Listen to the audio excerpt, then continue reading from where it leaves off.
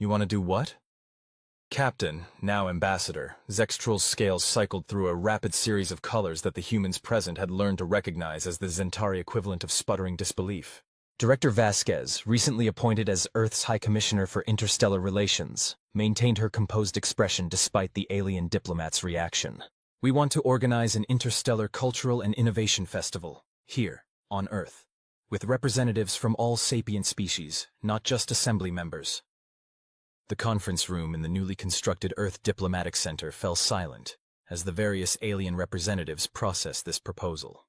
The facility itself was a testament to humanity's rapid ascension in galactic affairs. A stunning blend of architectural styles from a dozen worlds, constructed in record time on an artificial island in the Pacific Ocean. Including non-assembly species, repeated Ambassador Telex of the Meridian Consortium, his feathered crest rising in what might have been alarm or interest. Even hostile ones? Not actively hostile, Dr. Thompson clarified. He had become something of a cultural translator between humans and the various alien delegations. But yes, including independent worlds, nomadic collectives, and even reformed raiders like the Xanthori. The point, added Admiral Reeves, is to create a neutral space for cultural and technological exchange outside the formal constraints of assembly protocols. Vkr'lak, who had officially accepted a permanent position as Earth's Zentari cultural attaché, couldn't contain her enthusiasm. Her scales pulsed with vibrant violets and golds as she elaborated. Consider the possibilities. A gathering where ideas can flow freely without the usual hierarchical restrictions, where emerging species can showcase their unique perspectives alongside established civilizations. It would be chaos, objected the Alderaanian representative, his crystalline appendages clicking in agitation. Productive chaos, countered Vasquez. And carefully managed. We're not suggesting anarchy, just a more inclusive approach to interstellar relations. Ambassador Zextrul's scales had settled into a thoughtful blue. The Assembly High Council would never officially sanction such an event. It violates numerous protocols regarding technological exchange between development tiers, which is why we're not asking for official sanction, Vasquez replied with a smile that her alien colleagues had come to recognize as signaling a particularly human brand of audacity. We're simply hosting a cultural festival and inviting whoever wishes to attend. What happens to be discussed or exchanged during that festival is, of course, a matter of private interaction between participants. A loophole, Zextrul observed, his inner eyelids blinking rapidly. We prefer to think of it as creative diplomatic interpretation, Dr. Thompson offered. After a moment of consideration, Zextrul's scales shifted to a warmer hue. 2 years ago, I would have dismissed this idea as dangerously naive. But after witnessing humanity's approach to the Xanthori situation, and the subsequent evolution of your relationship with them, he spread his hands in a gesture he had adopted from human colleagues. Perhaps conventional wisdom deserves to be challenged. The Zentari Diplomatic Corps will participate, he declared formally, though I cannot speak for other assembly species. The Veldaran Collective will attend, came the immediate response from Matriarch Savannah's representative. The ancient crystalline species had become one of humanity's strongest advocates within the Assembly. One by one, most of the alien delegations present indicated their willingness to participate, some with enthusiasm, others with evident reservation. Then it's settled, Vasquez concluded, her expression betraying none of the triumph she surely felt. The first annual Interstellar Cultural and Innovation Festival will commence in 6 Earth months. We'll begin sending invitations throughout known space immediately. As the meeting adjourned and the various representatives filed out, Zextrul lingered behind with Vkr'lak, Dr. Thompson, and Director Vasquez. You realize, the ambassador said once they were alone, that this festival of yours could potentially reshape interstellar politics as we know them. The Assembly has maintained its hierarchical structure for millennia specifically to control the flow of technology and cultural influence. Perhaps it's time for a change, Vasquez replied simply. The old system may have provided stability, but it's also fostered stagnation. Look at how quickly collaborative projects have advanced since we began breaking down those barriers. The transit gate network is already expanding faster than anyone predicted, Dr. Thompson added, and the joint research initiatives have produced more innovations in 2 years than the previous 2 decades of assembly-sanctioned development. Vkr'lak's antennae twitched with barely contained excitement. Not to mention the cultural cross-pollination. Have you experienced the new Zentari human fusion cuisine, or the collaborative art installations on Luna Station? I have, Zexatrul admitted, his scales shifting to a pleased violet. And I must confess they are remarkable. Then imagine what might emerge from an even broader exchange, Vasquez suggested. Species that have been developing in isolation, bringing their unique perspectives and solutions to shared challenges. The ambassador's inner eyelids blinked slowly as he considered this. It could be transformative, or it could trigger conflicts we cannot anticipate. Not all species share humanity's enthusiasm for rapid change. Which is why we need your guidance, she acknowledged, to help us navigate these unfamiliar waters without causing unnecessary disruption. Zextrul's scales rippled with what the humans now recognized as resigned amusement. When my ship first limped into your orbit seeking repairs, I never imagined I would end up helping humanity reorganize the galactic social order. He shook his head in the human manner he had adopted. But I suppose that's what comes of dancing in the rain with your species. The preparations for the Interstellar Festival dominated the next 6 months.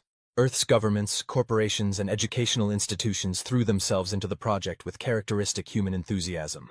The designated festival grounds, a sprawling complex covering much of what had once been called New Zealand's South Island, rapidly transformed into a showcase of humanity's architectural and organizational prowess. Biodomes designed to accommodate the environmental needs of dozens of different species rose alongside open-air pavilions, amphitheaters, and exhibition halls. Residential complexes featuring adaptable living spaces capable of reconfiguring to suit the physiological requirements of any known sentient life form were constructed with remarkable speed. Meanwhile, Earth's diplomatic corps, led by Director Vasquez, embarked on an unprecedented outreach campaign. Invitations were sent not just to assembly members, but to independent worlds, nomadic fleets, and even species that had historically maintained isolation from galactic affairs. The response exceeded even the most optimistic projections. Within weeks, confirmations began arriving from across known space, not just from the expected assembly worlds, but from civilizations that had never before participated in multi-species gatherings. The Corellian Hive Collective has accepted our invitation, Dr. Thompson announced during one of the weekly planning sessions. They're sending a delegation of 15 representatives. Admiral Reeves raised an eyebrow. The Corellians? I thought they were notoriously reclusive. They are, confirmed Ambassador Zextrul. In my 3 centuries of diplomatic service, I've never known them to attend any gathering beyond their own system. Apparently, Dr. Thompson explained, reading from the communication, they were intrigued by our approach to the Xanthori incident. They say they wish to observe the species that treats pirates as potential partners rather than inevitable enemies. Speaking of the Xanthori, Vkr'lak interjected, her scales pulsing with excitement. They're not only attending, but have requested permission to showcase their new trade evaluation protocols, essentially reformed rating practices that have evolved into legitimate commerce. Director Vasquez couldn't suppress a smile. From raiders to interstellar merchants in 2 years, that has to be some kind of record. Even more surprising, added one of the human cultural attachés. We've received acceptance from the Solitary Worlds Coalition. 7 previously isolated planetary civilizations are sending a joint delegation. This news elicited murmurs of genuine shock from the alien representatives present. The Solitary Worlds were legendary for their steadfast refusal to engage with the broader galactic community, each having chosen isolation after brief and apparently disappointing initial contacts with other species. This festival of yours, Zextrul said quietly to Vasquez, is already accomplishing something the Assembly has failed to achieve in millennia, bringing the full diversity of galactic civilization into conversation with one another. That's the power of an open invitation with no strings attached, she replied. No pressure to join political structures, no technology sharing restrictions, no hierarchical status assignments. Just an opportunity to connect. It's very human, he observed, his scales shimmering with what might have been admiration. I'll take that as a compliment. As it was intended. The day before the festival's official opening found Zextrul and Vkr'lak standing on a hillside overlooking the sprawling festival grounds. The setting sun cast a golden glow over the diverse structures below, where thousands of beings from dozens of worlds were already gathering. Some arriving via traditional spacecraft, others through the recently completed Earth Transit Gate. It's beautiful, Vkr'lak observed, her scales radiating a warm, contented gold. Not just the physical construction, but what it represents. Indeed, the ambassador agreed. Though I confess I still harbor concerns about potential conflicts. So many species with different values, histories, and communication styles. That's why we have the cultural mediation teams, she reminded him. Mixed groups of humans and various aliens trained specifically to facilitate cross-species understanding. A human innovation? He noted with a flicker of amusement across his scales. Most species would simply have relied on translation technology and hoped for the best. Humans understand that communication is more than just words, Vkr'lak said thoughtfully. It's context, body language, cultural assumptions, all the things translation devices miss. Their contemplation was interrupted by the arrival of Dr. Thompson, who was practically jogging up the hill toward them. "Ambassador Vkr'lak, you need to come quickly," he called, slightly out of breath. "The Arctarians and the Meridians are having some kind of confrontation at the central pavilion. Director Vasquez sent me to find you." Zextrul's scales immediately shifted to a concerned gray. Arctarians and Meridians? That's potentially volatile. The three of them hurried down the hill toward the central pavilion, a massive structure designed to serve as the festival's main gathering point. As they approached, they could see a crowd forming around two distinct groups: the avian Meridians with their colorful plumage raised in obvious agitation, and the massive ursine Arctarians, their bioluminescent fur patterns pulsing with what could be either excitement or anger. Director Vasquez stood between them, flanked by members of the cultural mediation team, trying to facilitate communication. "What happened?" Zextrul asked as they joined the group. "A misunderstanding," Vasquez explained quickly. "The Arctarians performed what they call a greeting display, apparently a traditional show of respect in their culture. But to the Meridians, the specific movements and vocalizations resembled a territorial challenge. Worse," added one of the human mediators, "when the Meridians responded with what they considered a de-escalation display, the Arctarians interpreted it as acceptance of a challenge." The situation was rapidly deteriorating, with members of both delegations becoming increasingly agitated. Other species were beginning to take sides or retreat from the potential conflict. "This is exactly the kind of incident I feared," Zextrul murmured. "Cultural misunderstandings escalating into diplomatic incidents." But before any of them could intervene further, something unexpected happened. A small group of human children, part of a school tour that had been granted early access to the festival grounds, approached the two alien delegations with obvious curiosity rather than fear. One child, perhaps 8 or 9 years old, stepped forward and simply asked, loudly enough for all to hear, "Are you dancing? Can you teach us?" The simple question, translated through the universal translators, seemed to catch both alien groups by surprise. There was a moment of confused silence.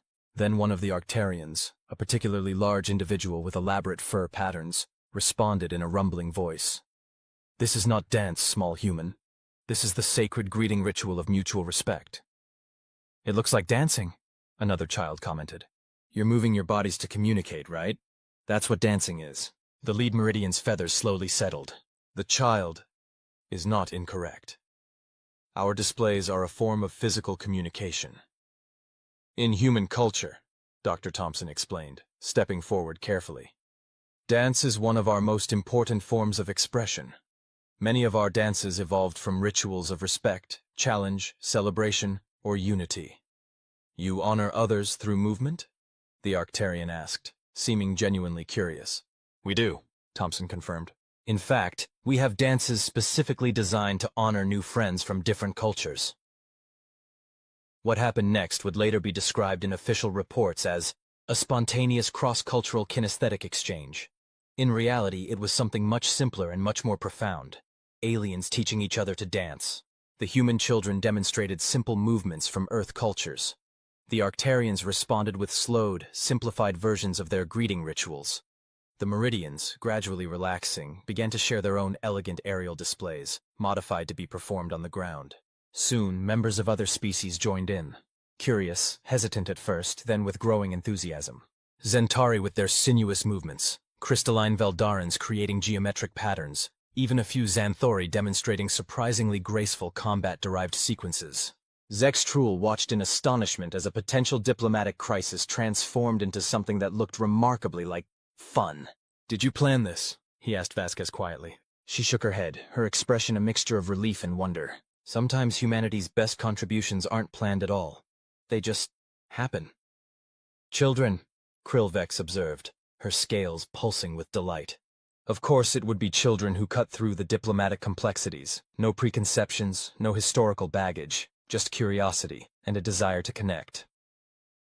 As the impromptu dance exchange continued to grow, drawing in more species and creating an ever-evolving, multicultural expression of movement, Director Vasquez turned to her team. "Record everything," she instructed. "This is exactly what the festival was meant to create. Unexpected connections across seemingly insurmountable differences." By the time the event concluded naturally, hours later, something remarkable had occurred. Species that had been wary of each other, in some cases for centuries, had found common ground in the simple universal language of movement.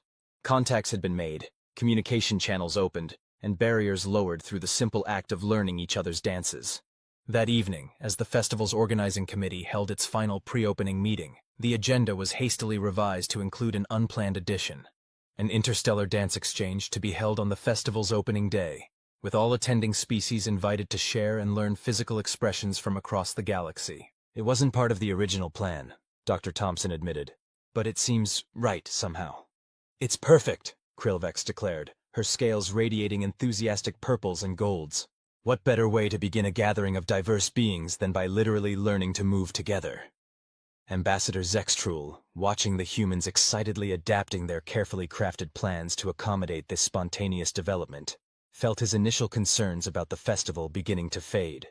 Perhaps humanity's approach, fluid, adaptive, embracing the unexpected, was exactly what interstellar relations needed. "You know," he said to Vasquez as the meeting concluded, "I'm beginning to think the greatest technology humanity has shared with the galaxy isn't your modified FTL drives or transit gates." "Oh?" "It's your remarkable ability to turn potential disasters into opportunities for connection." She smiled. "We call it rolling with the punches." "A curious idiom." "It's from boxing, a human sport. It means adapting to challenges rather than resisting them." "Well," he replied, his scales shifting to a warm, appreciative gold, "it seems to be a skill the rest of us would do well to learn." The Interstellar Cultural and Innovation Festival officially opened the next morning with a ceremony that would have been unimaginable just a few years earlier. Representatives from 47 distinct species gathered in the central amphitheater. Some traditional assembly members, others independents, isolationists, or former adversaries, all participating in what human organizers had quickly dubbed the Galactic Dance Exchange. What began as a potential diplomatic incident had evolved into the festival's signature event, with each species presenting a brief demonstration of their traditional movements, followed by simplified instructions for others to join in. Humans, with their characteristic adaptability, proved particularly adept at approximating the physical expressions of wildly different anatomies, attempting the precise geometric patterns of the crystalline Veldorans, the fluid undulations of the aquatic Marian, even the complex bioluminescent sequences of the gaseous Volumians, though these required special light-emitting suits. For their part, the various alien species approached human dances with everything from dignified dedication to barely suppressed hilarity. The sight of massive Arcturians attempting the human waltz, or sinuous Zentari trying to master the robot dance, created moments of cross-species joy that transcended linguistic and physiological barriers. Captain Zextrul, who had initially declined to participate, citing diplomatic dignity, found himself eventually persuaded by Vkr'lak and Director Vasquez to join a particularly energetic human line dance. The image of the distinguished ambassador, his scales cycling through embarrassed purples and pleased golds, trying to master the intricate footwork while surrounded by cheering humans and amused aliens, would become one of the festival's most widely shared recordings. Beyond the dance exchange, the festival unfolded as a kaleidoscope of interstellar diversity. Exhibition halls showcased technologies from across known space, carefully curated to allow knowledge sharing without violating too many assembly protocols. Culinary pavilions offered adaptations of foods from dozens of worlds, modified to be safe for different biochemistries. Art installations created collaborative spaces where beings with entirely different sensory perceptions could share their interpretations of beauty and meaning. Perhaps most significantly, informal connections flourished. Species that had historically avoided contact found themselves engaged in fascinating exchanges. Trading agreements were tentatively established between worlds that had never before communicated directly. Scientific collaborations formed spontaneously as researchers from different traditions discovered complementary approaches to shared challenges. "It's working better than we could have hoped," Dr. Thompson observed on the festival's third day, as he joined Ambassador Vkr'lak for a brief respite in a quieter section of the grounds. The Solitary World's representatives have already requested permission to establish a permanent diplomatic mission on Earth. The Corellian Hive Collective is discussing potential biological research exchanges with our universities. Even the Xanthori have found a niche, offering their expertise in adaptation to non-standard environments. And the Assembly? Vkr'lak inquired. What has been their response? Thompson smiled wryly. Officially, they're observing with interest. Unofficially, several council members have privately expressed concerns about Earth's growing influence. There's talk of needing to integrate humanity more fully into existing protocols. Meaning they wish to reassert control over these kinds of exchanges, the ambassador translated. Essentially, yes. Vkr'lak's scales shifted to a thoughtful blue. It's the natural response of any established power structure when faced with disruption. The Assembly has maintained stability for millennia by carefully controlling the flow of ideas, technology, and cultural influence. What's happening here?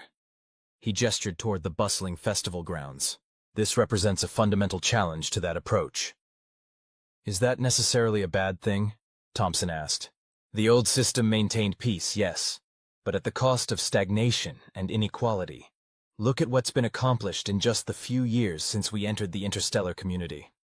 I don't disagree, the ambassador replied. But change, even positive change, rarely comes without resistance. His inner eyelids blinked slowly. The question is not whether humanity's approach has merit. I believe it clearly does. But how the Assembly will respond to the disruption you represent. You think they might take action against Earth? Not directly, but there are many ways to exert pressure, to limit influence, to reassert control through bureaucratic means. Vkr'lak's scales darkened slightly. I would advise Director Vasquez to prepare for increased scrutiny and potential regulatory challenges in the coming months. Their conversation was interrupted by an excited Vkr'lak, who approached with a small delegation of beings neither of them recognized, vaguely humanoid but with distinctive honeycomb-patterned skin and multiple sets of articulated limbs. Ambassador, Dr. Thompson, may I present the representatives from Nexus Collective, a previously uncontacted civilization from the Perseus Arm. Thompson blinked in surprise. Uncontacted? They weren't on our invitation list. We received no formal invitation, confirmed one of the beings in perfectly translated speech. We intercepted communications about this gathering and chose to investigate. Your approach to interspecies relations is unprecedented in our observations. Vkr'lak's scales flashed with alarm. You've been observing galactic civilization without making contact? For approximately 3 of your centuries, the being replied matter-of-factly. We found most interstellar interactions to be rigidly hierarchical and of limited value. But this, they gestured to the festival around them. This demonstrates a different possibility. Dr. Thompson recovered quickly from his surprise. Well, you're certainly welcome, though in the future a heads-up before arrival would be appreciated. Noted, the being replied, with what might have been amusement. We look forward to participating in your dance exchange. Our species expresses community bonds through synchronized movement patterns that might translate well to your format. As Vkr'lak led the unexpected visitors away to complete formal registration protocols, Vkr'lak turned to Thompson with his scales cycling through concerned grays and astonished violets. A previously unknown spacefaring civilization, advanced enough to observe undetected for centuries, has chosen your festival as their first official contact point, the ambassador stated, his tone caught between alarm and admiration. Do you realize how unprecedented that is? Thompson nodded slowly. It seems unprecedented has become Earth's calling card in galactic affairs. The Assembly Council will be apoplectic, Vkr'lak predicted. First contact protocols are among our most sacred and carefully regulated procedures, and humanity has just inadvertently rewritten them through what amounts to an open-party invitation. Despite the gravity of his words, the ambassador's scales had begun to shift toward an amused gold. Though I must admit, there's something quintessentially human about it. Only your species would accidentally make first contact with an advanced civilization through a dance festival. As they watched the Nexus Collective representatives being introduced to the concept of the conga line by an enthusiastic Vkr'lak, Vkr'lak added more soberly. The galaxy truly will never be the same after humanity's arrival. For better or worse, you've set in motion changes that cannot be undone. For better, Thompson replied with quiet confidence. Connection is always better than isolation. Understanding is always better than fear. And dance, he added with a smile, is always better than diplomatic formalities. The ambassador's scales rippled with reluctant agreement. Perhaps, though I suspect the coming months will test that optimism. Little did either of them know just how profound that test would be, or how humanity's unprecedented approach to galactic affairs would soon face its greatest challenge yet. On the festival's final day, as delegations prepared for departure and the organizing committee was already discussing plans for the following year's event, a communication arrived that would dramatically alter the course of Earth's interstellar relations. The message, transmitted directly to the Earth Diplomatic Center, came from the Assembly High Council itself, a rare direct communication that bypassed normal diplomatic channels. Director Vasquez, Ambassador Vkr'lak, Admiral Reeves, and key members of Earth's interstellar relations team gathered in the secure communications chamber to receive the transmission. The holographic projector activated, revealing a panel of 9 beings, the High Counselors representing the Assembly's founding species. At their center sat Grand Arbiter Zelvarazan, a Zentari elder whose ancient scales had faded to a distinguished pale silver. Director Vasquez, the Grand Arbiter began without preamble. The Assembly High Council has been observing the events of your Cultural and Innovation Festival with growing concern. Vasquez maintained her diplomatic composure. We are honored by the Council's attention, Grand Arbiter. The festival has exceeded our expectations in fostering positive interspecies relationships. That, Zelvarazan replied, is precisely our concern. Humanity has, in the span of a few days, initiated diplomatic relationships with 17 non-assembly species, facilitated technological exchanges across development tiers, and most alarmingly, conducted an unauthorized first contact with the previously unknown Nexus Collective. With respect, Vasquez countered, Earth is not formally bound by assembly protocols regarding such matters. We extended open invitations in the spirit of peaceful exchange. Perhaps it is time for Earth to become formally bound by these protocols, interjected Councillor Vren, a crystalline Alderanian whose faceted features betrayed no emotion. Your species has enjoyed unprecedented freedom of action since your introduction to the interstellar community. This festival demonstrates that such freedom, without proper oversight, poses risks to established order. Ambassador Vkr'lak stepped forward. Grand Arbiter, Councillors, if I may speak on Earth's behalf. You may not, Ambassador Vkr'lak. The Grand Arbiter cut him off sharply. Your enthusiasm for human methods has been noted with concern. Indeed, your reports on Earth have been flagged for potential bias. Vkr'lak's scales flashed with indignation before settling into a carefully neutral blue. The Council has reached a decision, Zelvarazan continued. Earth will be offered formal membership in the Galactic Assembly, with full privileges and protections. In exchange, humanity will commit to adherence to Assembly protocols regarding interspecies contact, technology sharing, and diplomatic initiatives. And if we decline? Admiral Reeves asked bluntly. The Council members exchanged glances before the Grand Arbiter responded. Then the Assembly would be forced to implement regulatory measures, transit gate access restrictions, technology exchange embargoes, diplomatic isolation protocols. You would cut Earth off from interstellar society? Vasquez asked, her calm facade finally showing cracks of concern. Not entirely, Councillor Vren clarified, but access would be limited, controlled, for the stability of the established order. This is not a decision we have reached lightly, added another councillor, a gaseous being contained within an ornate environmental suit. But humanity's approach to interstellar relations, while undeniably dynamic, threatens systems of balance maintained for millennia. The dance exchange alone violated 16 separate cultural protection protocols. The dance exchange, Vasquez repeated incredulously. The event that prevented a diplomatic incident between the Arctarians and Meridians and created goodwill among dozens of species. Results do not justify procedural violations, the Councillor replied impassively. You have 30 Earth days to consider the Council's offer, the Grand Arbiter concluded. We await your decision. With that, the transmission ended, leaving the chamber in stunned silence. Well, Dr. Thompson finally said, I believe this qualifies as unprecedented. An ultimatum from the Assembly High Council, Vkr'lak murmured, her scales a troubled gray-blue. I've never heard of such a direct approach. Because humans have never happened to the galaxy before, Vkr'lak observed, his tone caught between concern and what might have been pride. You've accomplished more disruption in 3 years than most species manage in centuries. Director Vasquez turned to the assembled team, her expression resolute. Opinions? Options? We have 30 days to decide the future of humanity's place in the stars. Admiral Reeves spoke first. From a security perspective, assembly protection has value, but their restrictions would hamper our development and limit our autonomy. It's a gilded cage. The technological access would be significant, noted one of the science advisors, but so would the limitations on innovation and collaboration. What about our existing relationships? Dr. Thompson asked. The non-assembly species we've connected with during the festival, the Xanthori trade agreements, the research exchanges with the solitary worlds? Severely restricted under assembly protocols, Vkr'lak confirmed. Most would be downgraded to observer status or mediated through assembly intermediaries. Vasquez considered this information, then turned to the ambassador. What's really happening here, Vkr'lak? This isn't just about protocols and procedures. The ambassador's scales shifted to a pensive violet. In my assessment, fear. Not of humanity directly, but of the change you represent.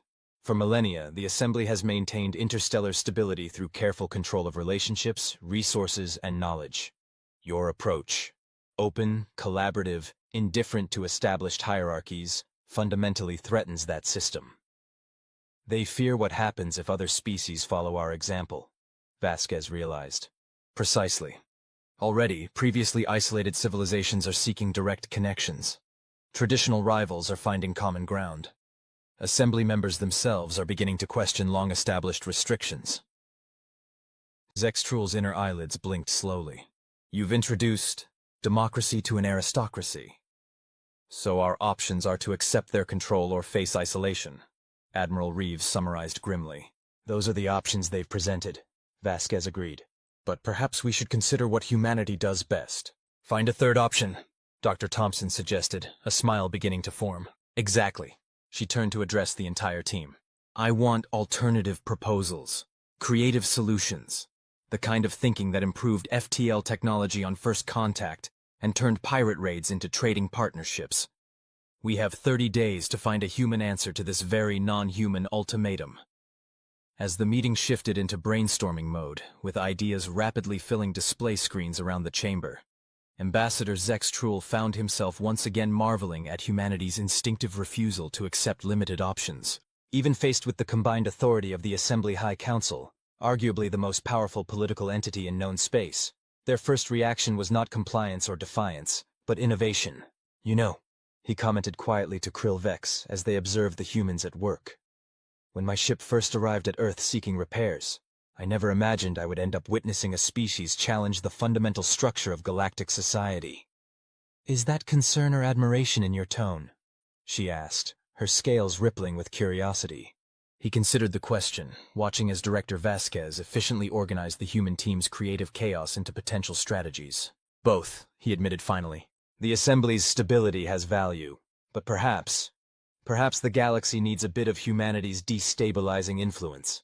Their willingness to dance in the rain rather than seek shelter from it. Vkr'lak's scales shifted to a warm, thoughtful gold. That may be the most profound truth we've discovered since our accidental arrival. Sometimes progress requires getting a little wet.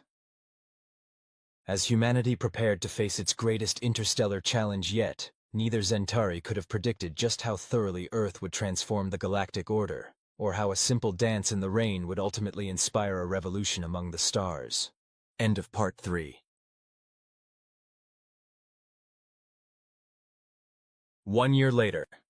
Absolutely unacceptable! Ambassador Vkr'lak of the Taurian Concordat slammed his tentacle against the conference table, sending ripples through his gelatinous form.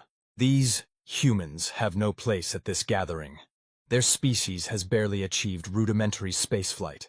Their inclusion violates every protocol of the Interstellar Assembly. The diplomatic chamber on Xantar Prime's orbital station had fallen silent.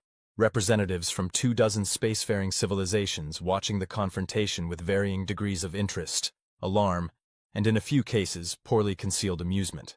Captain Vkr'lak, now officially appointed as Earth's diplomatic liaison and given the honorary title of ambassador, regarded the Taurian representative with practiced patience.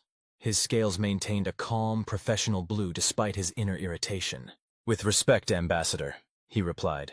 Humanity's status was determined by unanimous vote of the Zentari Council after thorough evaluation. Their technological contributions over the past year have already proven substantial. Technological contributions? The Taurian's translucent body flushed a dark purple with indignation. They've been spacefaring for less than a century. What possible contributions could they make? From the Earth delegation's section of the table, Dr. Thompson cleared his throat. In the years since the initial contact, he had become something of an expert in interstellar diplomacy, mostly by necessity. Beside him sat Director Vasquez, now Earth's official representative to the Assembly, along with a small team of human scientists and diplomats who had volunteered for this unprecedented posting. If I may, Thompson said, standing. Rather than debate our worthiness in the abstract, perhaps a demonstration would be more persuasive. The Taurian's eye stalks swiveled toward him. What manner of demonstration? Thompson gestured to one of his colleagues, who activated a holographic display in the center of the conference table. This is a schematic of the standard quantum field stabilizer used in most FTL drive systems across the Assembly species. And this, the image shifted, showing a significantly modified design, is the human-enhanced version that has been implemented in over 200 vessels in the past 10 months. A ripple of murmurs spread through the chamber as various representatives leaned forward to examine the schematic more closely. Efficiency improvements of 43%, Thompson continued. Reduced energy consumption of 38%, and a 27% decrease in space-time distortion during transit. The modifications have been particularly beneficial for larger transport vessels, allowing for expanded cargo capacity without additional power requirements. First month? The gelatinous form of Blorp, the Kuvian representative, rippled with what Winters had come to recognize as their version of horror. But we've only been on Earth for 16 weeks. Your human children do this? Those children are adult recruits, and yes, Winters said. In fact, the course you'll be running today is what we call the easy version. We've removed the live fire elements, reduced the mud crawl section by 60%, and limited the environmental hazards to light rain rather than the standard thunderstorm setting. The alien stared at her in silence. You're joking, Khazrel finally said. This must be an example of human humor. The briefing materials indicated humans often exaggerate for comedic effect. Winters smiled, though it didn't quite reach her eyes. I assure you, I'm being completely serious. In fact, I've invited some of our actual first-month recruits to demonstrate the course before you attempt it. They should be arriving any moment. As if on cue, the doors to the training facility slid open, and 20 human recruits jogged in, moving in perfect unison. They were young, most looked barely out of their teens, but carried themselves with the unmistakable bearing that came from even a brief exposure to military discipline. "Recruits, attention!" called out Sergeant Davis, who marched in behind them. The humans snapped to attention with military precision that made several of the alien delegates flinch at the sudden synchronized movement. These are our newest batch of recruits, Winters explained. They've been in training for exactly 26 days. Today they'll demonstrate the combat immersion course that you'll be attempting afterward. Trill's feathers flattened against her body in distress. But they're so small and soft. Your species doesn't even have natural armor. One of the human recruits, a young woman with close-cropped hair, failed to suppress a smirk. Something funny, Recruit Thompson? Winters asked. No, sir. Sorry, sir, Thompson replied, though the corner of her mouth still twitched upward. Since Diplomatic Delegate Trill seems concerned about human physical capabilities, perhaps you'd like to share your pre-military background with our guests? Thompson straightened. Yes, sir. Before joining the military, I was a ballet dancer, sir. The translator hissed and popped as it struggled to find equivalent concepts for ballet in 7 different alien languages. The matriarch's support was crucial, Vkr'lak agreed. Though I suspect her interest isn't entirely altruistic. The Veldorans have always taken the long view in galactic politics. Meaning? Meaning she likely calculated that an infusion of human innovation could disrupt certain entrenched power structures within the Assembly, structures that have, perhaps, become too comfortable over the millennia. Vasquez smiled. Using us as agents of change, you mean? Precisely, though in this case I believe it serves everyone's interests. His scales shifted to a thoughtful, purplish blue. There is something remarkable about your species' approach to challenges. Where most established civilizations see insurmountable obstacles or acceptable limitations, humans see opportunities to tinker, she finished for him. We can't help ourselves. Give a human any technology and their first thought will inevitably be, I wonder what would happen if I tried this. A dangerous quality, Vkr'lak observed, but a valuable one. Their conversation was interrupted by an excited Vkr'lak, who practically bounded onto the observation deck, her scales pulsing with enthusiastic golds and violets. Captain! Director! The human engineering team just received approval for the experimental transit gate. Her antennae were practically vibrating with excitement. Construction begins next month at the Earth-Luna L1 point. That's ahead of schedule, Vasquez noted with surprise. The assembly subcommittee must have been impressed by the prototype data. Impressed isn't the word, Vkr'lak replied. The Alderaan representative actually asked if they could begin constructing their own gate immediately, and the Meridians have offered to contribute materials and technical assistance. Vkr'lak's inner eyelids blinked in astonishment. The Meridians? Offering assistance? To a newly contacted species? That's unprecedented, Vasquez suggested with a grin, using what had become something of an inside joke between their species. Indeed, though I'm beginning to think we need a new word where humanity is concerned. His scales rippled with amusement. Perhaps human should simply become an adjective for the unexpected. 3 months later, the Zentari diplomatic vessel Harmonic Convergence approached the newly established Earth Interstellar Port, a sprawling orbital facility that had evolved from the humble International Space Station in record time. The port now featured docking platforms for various alien vessels, research facilities, and the nearly completed prototype of the Quantum Transit Gate, humanity's ambitious foray into wormhole technology. On the bridge, Captain Vkr'lak observed the bustling activity with a sense of pride.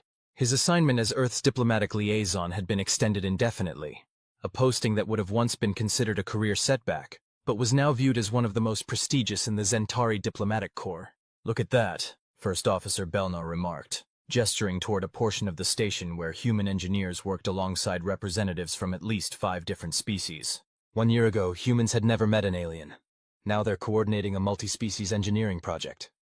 Adaptability, Vkr'lak nodded. Their hallmark quality. The communications console chimed. Incoming transmission from Director Vasquez, announced the communications officer. On screen, the captain instructed. Vasquez appeared, her expression tense despite her attempt at a welcoming smile. Captain, welcome back to Earth. I hope your diplomatic mission to the Procyon sectors was productive? Most productive, he confirmed. Though I sense something is amiss. What's happened? She sighed. We've had a situation develop. Nothing catastrophic, but concerning enough that I thought you should be briefed before the official welcome ceremony. Can you join me in my office as soon as you dock? Of course. As the Harmonic Convergence completed its docking procedures, Vkr'lak found himself speculating on what could have caused the director's evident concern. Relations between Earth and the various assembly species had been progressing remarkably well, with only the expected minor cultural misunderstandings along the way. Upon arriving at the director's office, a modestly appointed space that reflected her practical approach to her role, he found not just Vasquez, but also Dr. Thompson, Vkr'lak, who had officially transferred to the Earth liaison team, and a human he didn't recognize. Captain, Vasquez greeted him formally. Allow me to introduce Admiral Reeves, head of Earth's newly established Interstellar Defense Initiative. The stern-faced human nodded curtly.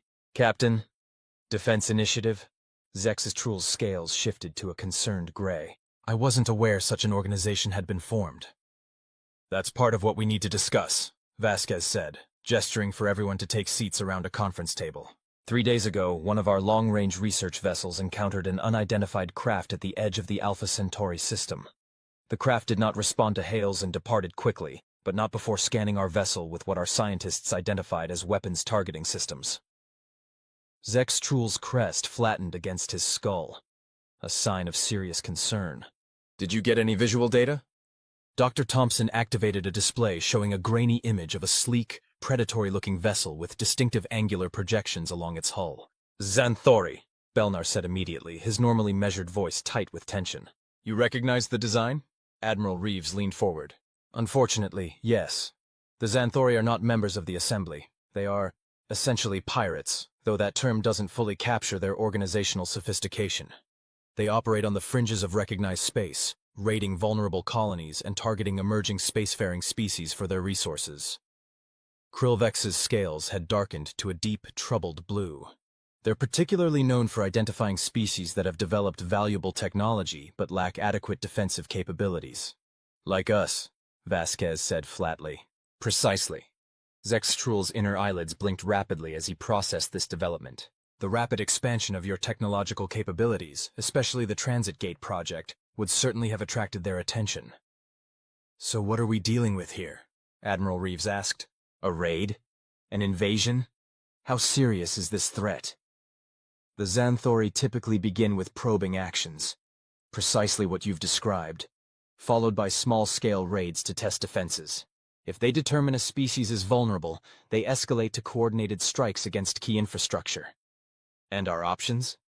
Vasquez's voice remained calm, but her expression betrayed her concern. Typically, newly contacted species would request assembly protection, Belnar offered. Which would mean accepting limitations on our autonomy and development, the Admiral countered immediately. I've reviewed the assembly defense protocols. They would effectively place Earth under protective custody for decades. Zextrul had to admire the humans' quick grasp of interstellar politics. That is the standard approach, yes. Though given humanity's unique status and contributions, special arrangements might be negotiable. Or, Krillvex interjected, her scales shifting to a speculative violet, we could pursue a less conventional approach. One more human. All eyes turned to her. The Assembly's protocols for dealing with the Xanthori have been largely ineffective because they're predictable. Standard defensive formations, standardized warning signals, formalized response patterns, all of which the Xanthori have learned to counter over the centuries. But humans, she continued, her antennae twitching with growing excitement, are anything but predictable. Your approach to technology, to problem-solving, even to conflict is distinctly unorthodox. Admiral Reeves was nodding slowly. You're suggesting we handle this ourselves, with Centauri advisement rather than assembly intervention. It would be unprecedented, Zextrul admitted. But then that word seems to follow humanity like a shadow. Director Vasquez exchanged a look with Admiral Reeves, some unspoken communication passing between them. What would we need? Information primarily, the captain replied. Everything we know about Xanthori tactics, technology, and weaknesses. After that, he spread his hands, scales shifting to a lighter, more hopeful shade. Well, I've learned to trust human ingenuity. Admiral Reeves stood, decision apparently made. Then we'd better get started. The transit gate construction continues as planned. We won't be intimidated into halting our progress. But I want defensive systems integrated immediately, and I want Centauri advisors working with our tactical teams. As the meeting continued, developing into a preliminary strategy session, Zextrul found himself once again marveling at humanity's resilience. Most species, upon learning they had attracted the attention of interstellar predators, would retreat into cautious defensiveness or accept the protective restrictions of the assembly. Humans, it seemed, had chosen a third option: innovation in the face of threat. He only hoped their characteristic audacity would prove as effective in conflict as it had in cooperation. This, announced Krillvex with undisguised glee, is the most deviously brilliant plan I've ever had the pleasure of witnessing. She stood with Captain Zextrul in the observation room, overlooking Earth's newly established tactical command center, where human and Centauri strategists were putting the final touches on what they had codenamed Operation Honey Pot. The captain's scales shifted through shades of blue as he contemplated the audacity of the human's approach. It is certainly unconventional. The assembly would never approve. Which is precisely why it might work, Krillvex countered. The Xanthori have centuries of experience countering traditional defensive strategies. They have no frame of reference for this. On the main display, a schematic showed a modified version of the transit gate under construction, with subtle but significant alterations that weren't included in any official documentation. Admiral Reeves entered the observation room, acknowledging them with a nod. Our long-range sensors have detected 3 Xanthori vessels entering the outer solar system. Estimated arrival at the transit gate construction site, 18 hours. Right on schedule, Krillvex noted. They're nothing if not predictable in their approach. All defensive systems are on standby, masked behind construction signatures as suggested, the Admiral continued. The modified gate is transmitting exactly as your engineers specified. It should appear to their sensors as if we're conducting preliminary power-up tests. Bait in the trap, the captain murmured. Indeed, the Admiral's expression was grim but determined, though I admit I'm still getting used to the idea of inviting attackers to strike at our most valuable new technology. It is counterintuitive, Vkr'lak acknowledged. But as you humans say, sometimes the best defense is a good offense. Speaking of offense, Vkr'lak interjected, her scales rippling with barely contained excitement. Dr. Thompson reports that the modified probes are ready for deployment. 30 units, each carrying the specialized payload. Admiral Reeves checked his communications device. The fleet is in position, maintaining minimal power signatures to avoid detection. The moment the Xanthori commit to the attack run on the gate, we'll spring the trap. As the trio observed the bustling activity in the command center below, the captain found himself reflecting on the remarkable strategy humans had devised. Rather than attempting to fortify Earth against superior technology, they had chosen to turn their apparent vulnerability into a weapon. The modified transit gate was designed to appear irresistible to the resource-hungry Xanthori, a revolutionary technology seemingly protected by only basic defensive measures. But the gate's power systems had been subtly altered to create what human engineers called a cascading feedback loop when accessed in a specific way, precisely the way that would be most tempting for raiders attempting to seize control of the technology. Meanwhile, the fleet of small, seemingly innocuous maintenance drones surrounding the construction site carried specially designed electronic warfare packages developed by a collaborative team of human and Xanthari engineers. Packages that would activate the moment the Xanthori deployed their standard electronic intrusion protocols. It was, as Admiral Reeves had described it, less like fighting and more like setting up an elaborate practical joke with serious consequences. 18 hours, the Admiral said, breaking the momentary silence. I suggest you both get some rest while you can. Tomorrow promises to be eventful. The Xanthori attack began exactly as anticipated. 3 predatory vessels decelerating from superluminal velocities at the edge of Earth's detection grid, deploying a standard electronic countermeasure screen, and advancing toward the transit gate construction site with predatory precision. What they couldn't know was that every move in their well-practiced raiding protocol had been anticipated and countered before they even arrived. "They're deploying boarding craft," reported the tactical officer in the command center. 4 units on intercept courses with the gate's primary access nodes. Admiral Reeves nodded calmly. "Right where we want them. Status of our defensive fleet? Maintaining position in the shadow of Luna. Power signatures masked. Ready to move on your command."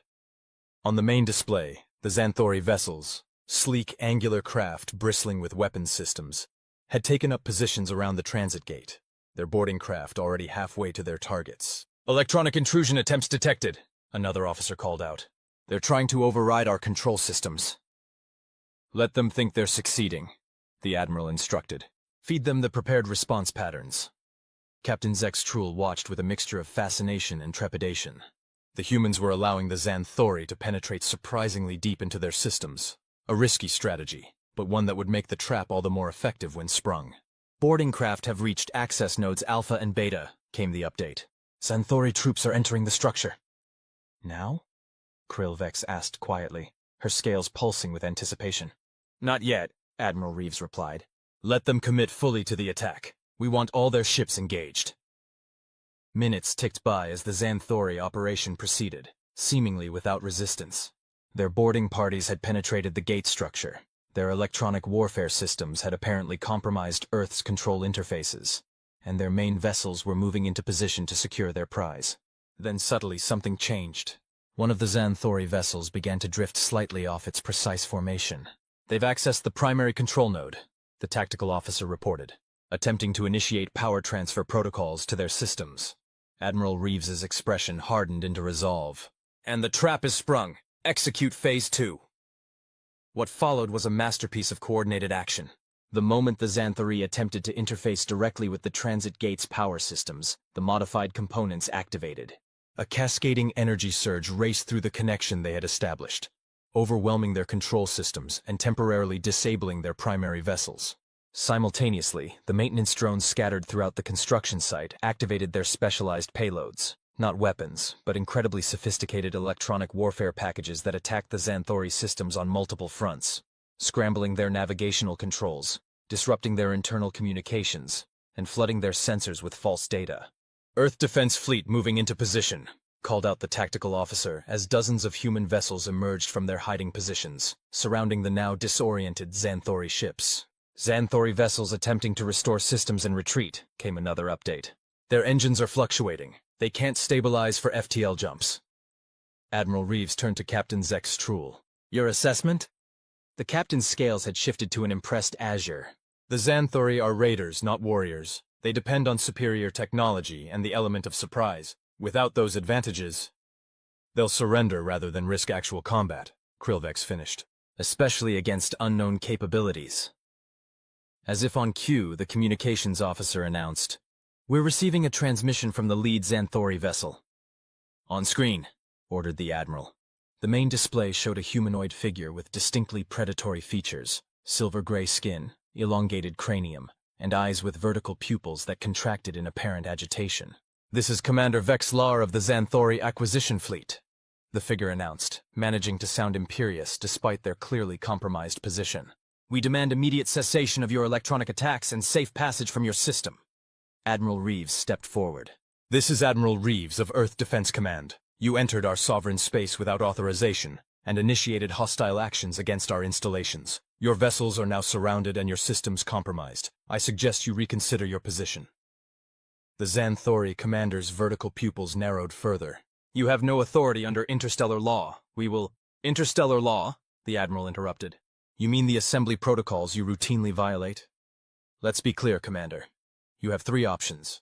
Surrender and face diplomatic consequences through assembly channels, attempt to fight and face military defeat, or agree to our terms and leave with a valuable lesson learned." A moment of silence followed as the Xanthori commander visibly calculated their options. "What terms?" Admiral Reeves smiled thinly. "You will provide complete technical schematics of your vessel's defensive and propulsion systems as reparation for the damage to our transit gate. You will then depart our system under escort and deliver a message to your leadership. Earth is not a target. It is a potentially valuable trading partner for those who approach with respect rather than predatory intent." The commander's expression shifted through what appeared to be several conflicting emotions before settling on resignation. "We accept your terms." As the communication ended, a spontaneous cheer erupted throughout the command center. The first interstellar confrontation in human history had concluded not with destruction, but with diplomatic victory, albeit an unconventional one. "You realize," Captain Vkr'lak said quietly to Admiral Reeves, "that this approach would be considered highly irregular by assembly standards.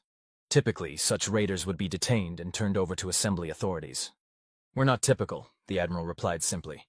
"And diplomatic flexibility is a human specialty. We've accomplished multiple objectives here, demonstrated our defensive capabilities, acquired valuable technology through legitimate reparations, and established a potential opening for future diplomatic relations with a traditionally hostile group." Vkr'lak's scales rippled with amusement. "The Xanthori as trading partners rather than raiders. Now that truly is unprecedented." As the command center continued its efficient management of the situation, securing the technical data, preparing escort vessels, and restoring the transit gate to its proper configuration, Captain Vkr'lak found himself once again marveling at humanity's unique approach to interstellar relations.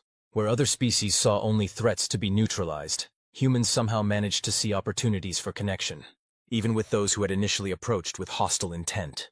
It was, he reflected, the same quality that had transformed their accidental arrival for repairs into a profound transformation of the interstellar community. That remarkable human capacity to turn obstacles into opportunities, enemies into allies, and limitations into launching points for innovation. "You're looking contemplative, Captain," observed Director Vasquez, who had entered the command center during the final negotiations. "I was just thinking," he replied, his scales shifting to a thoughtful violet, "that perhaps the most valuable thing humanity has to offer the galaxy isn't your technology or resources, but your perspective, your unique way of seeing possibilities where others see only problems." She smiled. "High praise from someone who's seen most of the galaxy." "The highest," he agreed, "though I suspect this is only the beginning of humanity's contribution to interstellar society." As the Xanthori vessels prepared for their escorted departure, transmitting the promised technical data and no doubt reassessing their understanding of this unexpectedly resourceful species, Captain Vkr'lak couldn't help but wonder what other transformations humanity would bring to the stars. One thing was certain, the galaxy would never be quite the same. And neither would anyone fortunate enough to encounter these remarkable beings who danced in the rain, improved ancient technologies, and turned pirate raids into diplomatic opportunities. All with the same irrepressible creative energy. This wasn't just humanity. Yeah! This was humanity, redefining the possible. End of Part 2.